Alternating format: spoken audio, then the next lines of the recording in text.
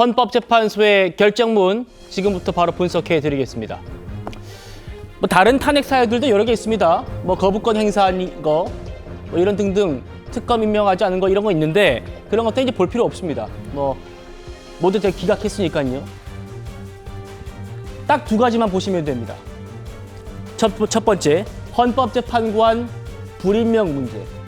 그러니까 마흔의 후보자를 비롯한 헌법재판관들을 임명하지 않은 것. 그리고 두 번째, 대통령 권한대행의 탄핵 의결 정족수 문제입니다.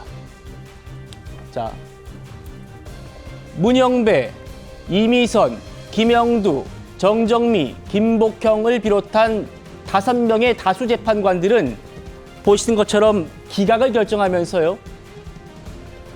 첫 번째, 마흔역 후보자 등을 임명하지 않은 건 위법, 위헌한 건 맞지만 파면에 이를 정도는 아니라고 봤습니다. 들어보시죠. 피청구인의 헌법재판관 임명 거부가 헌법재판소를 무력화시키기 위한 목적 또는 의사에 기인하였다고까지 인정할 증거나 객관적 자료는 발견되지 아니합니다. 당시 헌법재판관 임명을 둘러싼 정치적 갈등이 지속되던 와중에 현직 대통령에 대한 탄핵소추 의결로 피청구인의 대통령 권한대행으로서의 역할과 범위 등에 관한 논란이 계속되고 있었다는 점 등을 고려하면 피청구인이 헌법 및 법률 위반이 임명권자인 대통령을 통하여 간접적으로 부여된 국민의 신임을 배반한 경우에 해당한다고 단정할 수 없습니다. 따라서 피청구인에 대한 파면 결정을 정당화하는 사유가 존재한다고까지는 볼 수 없습니다. 자, 먼저 최 의원님께 여쭤보죠. 진보 성향으로 그동안 분류돼 왔던 문영배, 이미선 두 재판관까지 기각 의견을 냈습니다. 어떻게 평가하십니까? 글쎄, 제가 보기에는 저런 사안들에 대해서 이제 문영배, 이미선 재판관들도 그동안에는 거의 이제 탄핵 인용 쪽이다. 이런 이제 한간의 그 평가를 받아왔잖아요. 그런데 이제 한덕수 국무총리 경우에는 사실은 이런 데에서의 역할이 두드러지지 않았고, 특히 그런 부분과 관련해서 지금 이제 김영두 재판관이 낭독했듯이, 자, 이게 파면할 정도냐 아니냐, 이런 부분까지는 아마 생각을 하지 않은 것으로 보여요. 그런 점에서 본다면 어느 정도 국민적 눈높이, 그다음에 어떤 법적인 정의 이런 거를 하나씩 따져서 결정을 한 것이 아닌가 싶습니다. 네. 그런 점에서 본다면 아마 일반적으로 한덕수 국무총리에 대한 대통령 권한대행에 대한 탄핵 심판이 처음에 제기됐을 때도 압도적인 다수의 법조인들은 사실은 이런 결과보다 더 가혹한 결과, 어떤 경우는 8명 전원일치로 기각이 된다거나 아니면 각하가 된다든가 이런 걸 예상한 사람도 꽤 많았거든요. 예. 그런 점에서 본다면 저는 문영배 재판관이나 이미선 재판관이 그동안에 진보 성향으로 분류됐다고 해서 이 문제와 관련해 아마 탄핵을 인용할 것이다 라고 하는 예상이 별로 없었기 때문에 오히려 9명 중에 눈에 띄었던 것은 정계선 재판관 아닌가. 정계선 재판관은 유일하게 혼자 인용하자고 지금 얘기를 한 사람이거든요. 예. 그래서 그 부분이 오히려 눈에 띄었다. 다른 문영배, 이미선 이런 분들의 기각이나 이런 부분에 관해서는 오히려 별로 그렇게 두드러지지 않은 장면. 그러니까 국민 눈높이들하고 크게 어긋나지 않은 결정을 한 것 아닌가. 이념을 떠나서 저는 오히려 그렇게 평가하고 싶습니다. 알겠습니다. 정계선 재판관 얘기 잠시 뒤에 좀 따로 짚어보겠습니다. 김진욱 대변인님. 정정미, 이미선, 문영배, 김영두 이 네 분 재판관들이 기각을 냈어요. 특히나 이제 문영배, 이미선 두 재판관이 또 관심입니다.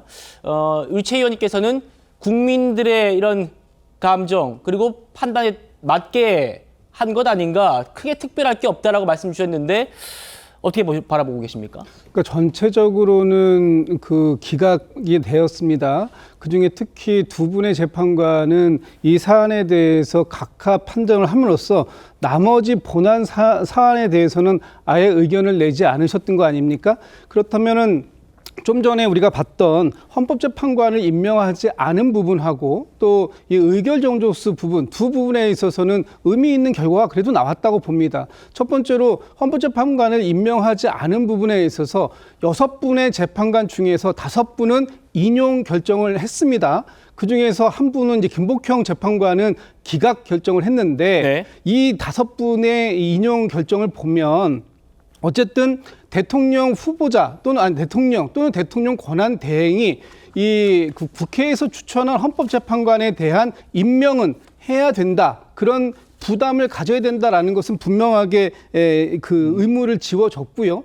다만 김복형 재판관께서 기각의 의견을 냈던 것은 그 부담을 져야 된다. 그 임명을 해야 된다라는 것에 대해서 그게 아니다라고 한 것이 아니라 이 그 즉시라는 그 임명에 대한 기간에 대해서 문제가 있다라는 것이고 또 상당한 기간 동안 일정하게 판단할 수 있는 그런 시간적 여유를 대통령 또는 대통령 권한대행에게 줘야 된다라는 부분. 그래서 바로 12월 26일 날 세 분의 재판관이 국회에서 임명되고 이 12월 27일 바로 다음 날 이 한덕수 권한 대행이 탄핵 소추가 되었기 때문에 예. 단 하루 만에 이런 부분들을 판단할 수 있었겠느냐 그렇죠. 하는 이 부분 때문에 기각 결정을 내린 것이거든요. 그렇다면 나머지 두 분의 경우는 제외하고 6분은 어쨌든 이 헌법재판소의 재판관 임명에 대해서는 인정했다. 이 부분이 굉장히 중요한 의미를 갖는다 이렇게 저는 보고 있습니다. 알겠습니다. 정교수 의원님 잠시 뒤에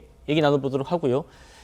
지금 말씀 주신 이 김복형 재판관 기각 의견 낸 5명 중에서도 두드러지는 그런 의견을 냈습니다. 더 센 의견을 냈습니다. 들어보시겠습니다. 이 사건 소추 사실 중 피청구인의 헌법재판관 임명 부작위와 관련하여서도 피청구인의 헌법 또는 법률 위반을 인정할 수 없다고 생각합니다.